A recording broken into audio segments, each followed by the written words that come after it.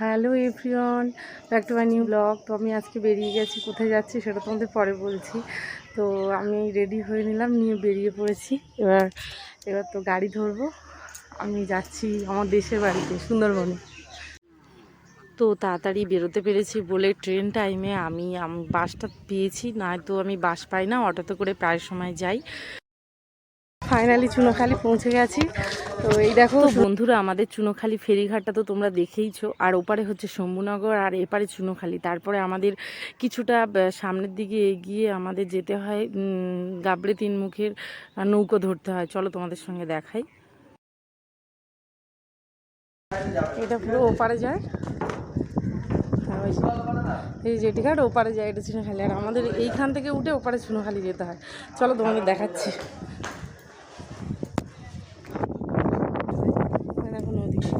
ওপারে শম্ভুনগর আর এপারে হচ্ছে চুনোখালি। আর এই দিকটা হচ্ছে আমাদের গাবড়ে তিনমুখে যাওয়ার জন্য এই নৌকা করে যেতে হয়। এই যে দেখো সবাই মোটামুটি ওখানে উঠেছে, এই নৌকোগুলোই উঠেছে, এগুলোতে আমাদের উঠতে হবে। আমিও যাব এখানে। আজকে খুব এমার্জেন্সি, আমার বাপের বাড়ি যেতে হচ্ছে। তবে এখনও চুনোখালি আছি, তারপর ওই গাবড়ে তিনমুখ যাব। এই মানে নৌকোতে উঠে তারপর যাবো। এই দেখো আরেকটা নৌকো আসছে ওই দিক দিয়ে, আমাদের ওই তিনমুখ থেকে, গাবড়ে তিনমুখ থেকে। আর ওপারটা শম্ভুনগর। দেখেছো আমাদের নদীটা কতটাই বড়, তোমাদের সেইভাবে আগে থেকে দেখাতে পারি। কিন্তু আজকে ভাবলাম একা একা এসেছি, হাজব্যান্ডকে মেয়েকে বাড়ি রেখে, তো সেই সূত্রে তোমাদের দেখাতে পারছি। ছাড়লে তো সেটা দেখবো। ওই দেখো আরেকটা নৌকো আসছে, দেখতে পাচ্ছ বন্ধুরা। তো বন্ধুরা খেয়াতে উঠেই দেখো পিসির সঙ্গে দেখা হয়ে গেল। পিসি তো হাই করতে চাইছিল না, তারপর হাই করলো। তো বন্ধুরা অনেক দিন পর পিসির সঙ্গে দেখা হয়েছে। তো আমরা দুজন গল্প করতে করতে 20 মিনিট নদীটা কখন যে পার হয়ে গেল নিজেই বুঝতে পারলাম না। তো যাই হোক, ফেরিঘাটে পৌঁছেও গেছি আমরা। ভাই এপারে ওয়েট করছে বাইক নিয়ে। তো বাইকে আমি আর পিসি মিলে দুজনেই চলে এলাম বাড়িতে।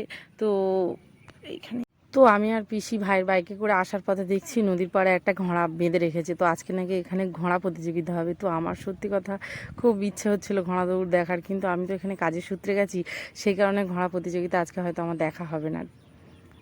যাই হোক, গ্রাম পঞ্চায়েতে আমি চলে এলাম, আমি আর ভাই মিলে বাইকে করে।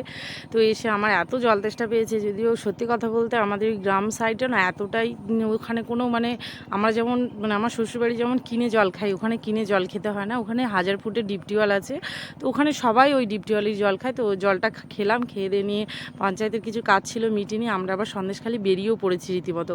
তো পৌঁছে তো বন্ধুরা, আমি আমার ভাই মিলে বাইকেতে যাচ্ছি। আর প্লাস এদিকে দেখো নদীটা, এটা ছোট একটা শাখা বেরিয়েছে সন্দেশখালির।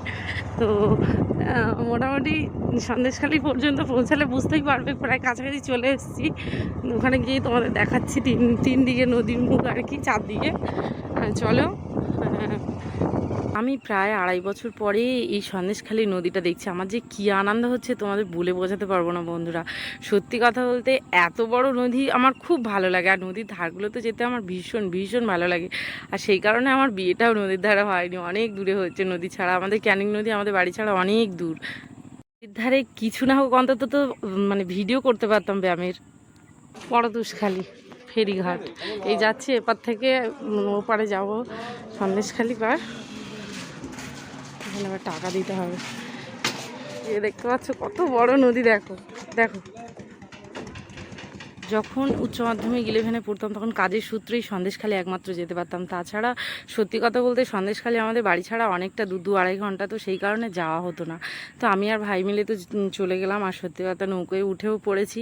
আর নদীটা এত বড় আর এত হাওয়া হচ্ছে, এত ভালো লাগছে। তোমরা দেখো কত বড় নদী, আমার তো ভীষণ ভালো লাগছে চড়তে।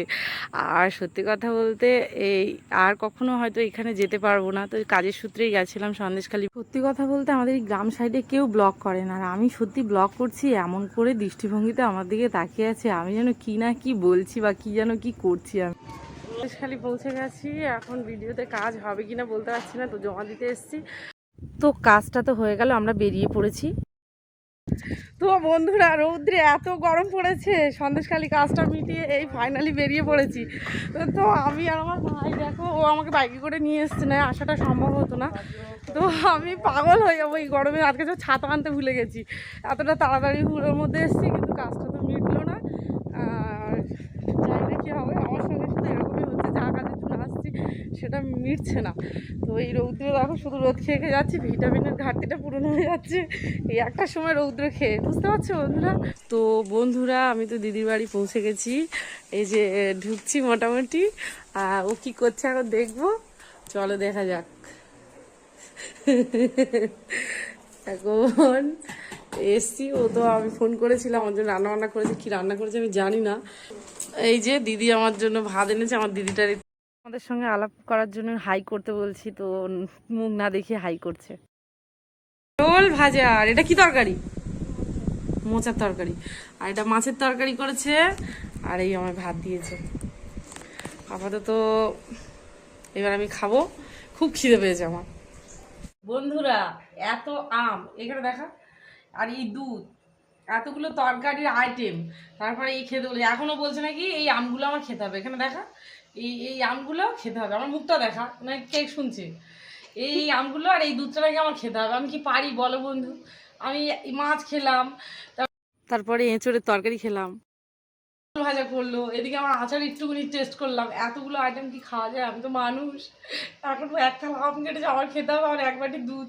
দেখো দেখো বন্ধু, দেখো এগুলো পারা যায়? সর পড়া দুধ, যাই তাই দুধ খেলে আমাকে পুরো হসপিটালে যেতে হবে, এত খাওয়াচ্ছে।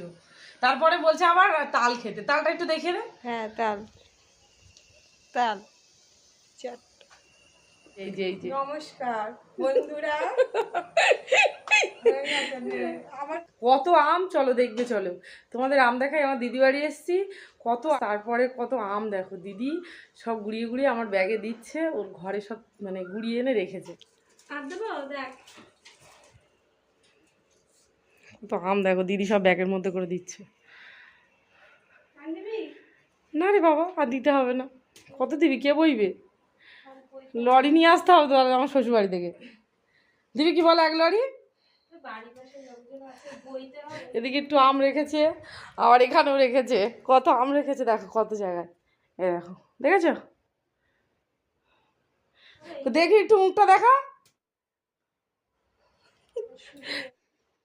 আমি ফার্স্ট টাইম ব্লগ বানিয়েছি, কেমন হবে আমি জানি না। তো বন্ধুরা ভিডিওটি কেমন লাগলো অবশ্যই কমেন্ট করে জানাবে, আর শেষ পর্যন্ত দেখার জন্য অসংখ্য ধন্যবাদ।